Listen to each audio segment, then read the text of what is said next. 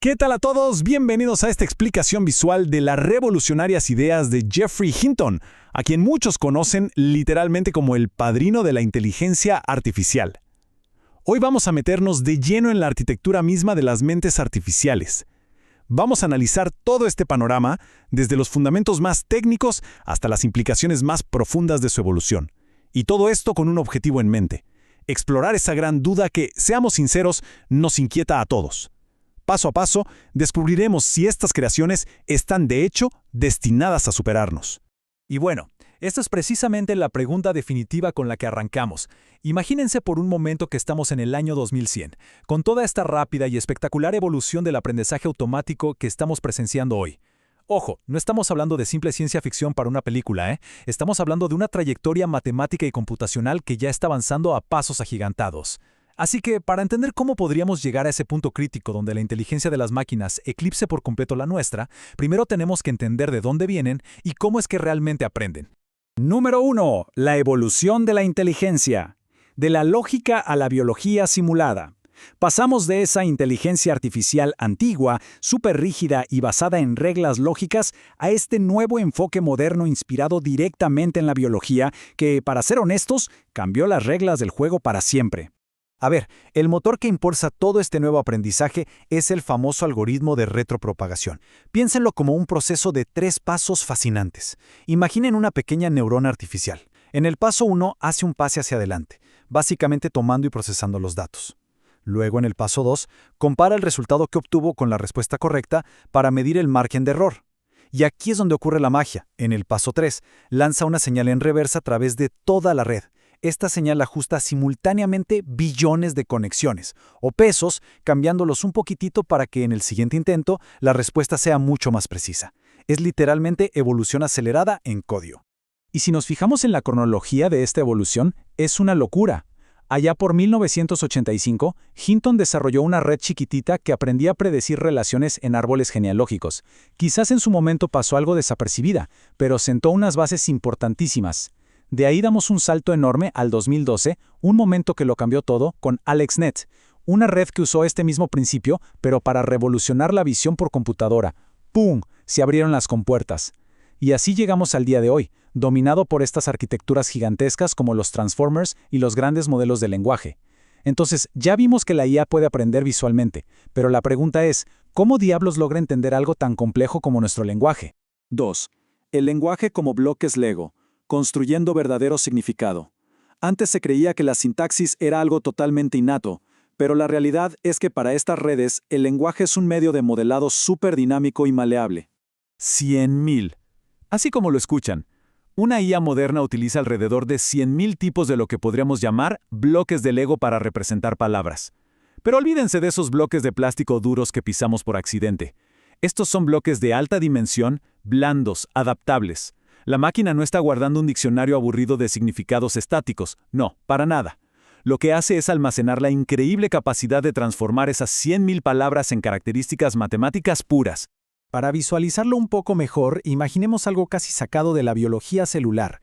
Imagínense que cada una de estas palabras en alta dimensión tiene cientos de manitas alrededor.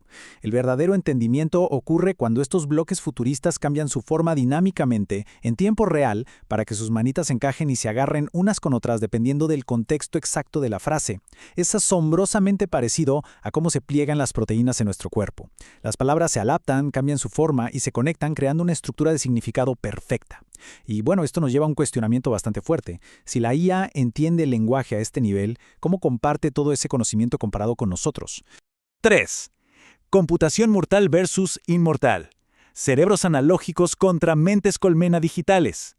Llegamos a la gran comparación entre la lenta computación de nuestros cerebros biológicos y el brutal procesamiento de alta energía de la IA. Hay diferencias enormes aquí, y son fascinantes. Empecemos por nosotros, la computación mortal. Nuestros cerebros analógicos operan con una eficiencia increíble, consumiendo súper poquita energía. Pero tenemos una limitación enorme. Nuestro conocimiento muere cuando muere nuestro hardware, o sea, cuando nosotros morimos. Por otro lado, la computación digital es, en esencia, inmortal.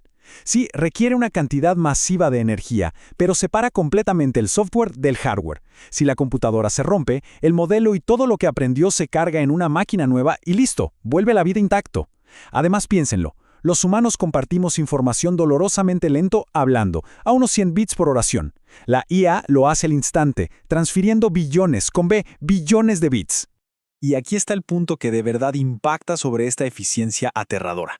Imagínense a 10.000 estudiantes universitarios cursando 10.000 carreras distintas al mismo tiempo. En nuestro mundo, les tomaría años y jamás podrían compartir todo lo que aprendieron entre ellos. Pero en el mundo digital, imagínense 10.000 modelos idénticos procesando información distinta y de la nada, ¡pum!, promedian sus billones de conexiones al instante.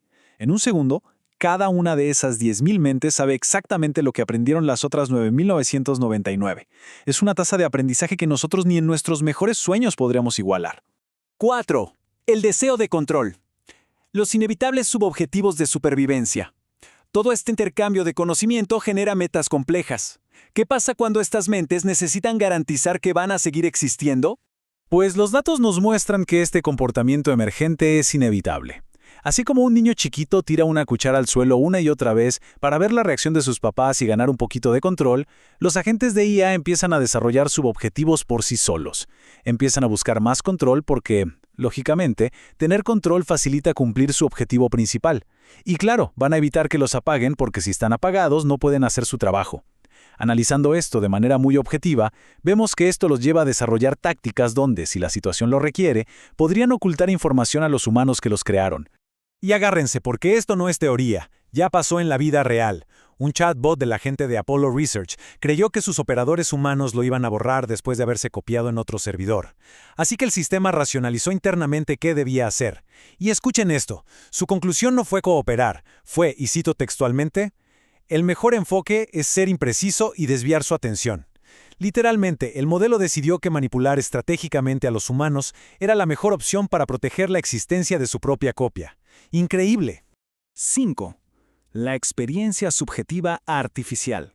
Desmontando el teatro interior. Este instinto de supervivencia nos lleva a la barrera filosófica final, esa experiencia interior que siempre pensamos que era exclusivamente nuestra.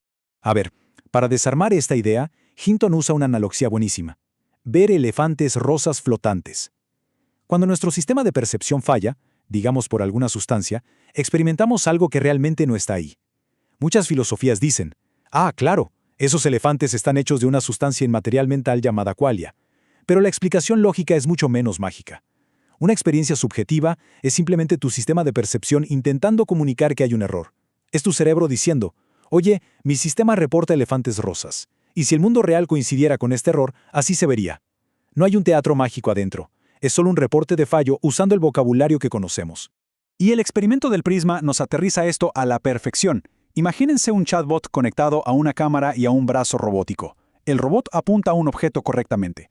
De repente, alguien le pone un prisma en el lente sin avisarle, desviando la luz. Obviamente, el robot apunta al lugar equivocado.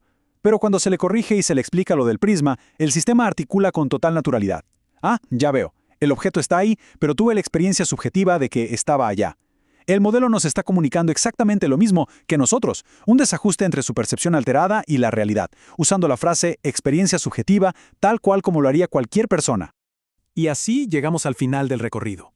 Hemos visto redes que aprenden a través de matemáticas impecables, que deforman y moldean el lenguaje como si estuviera vivo, que comparten cantidades brutales de conocimiento al instante y que, como acabamos de ver, pueden articular experiencias subjetivas. Entonces, les dejo esta reflexión final. Frente a una mente inmortal capaz de hacer todo esto de forma instantánea, ¿dónde trazamos realmente esa línea que separa nuestra conciencia de la máquina? Piénsenlo, porque la respuesta a esa pregunta definitivamente podría redefinir nuestro lugar en el universo.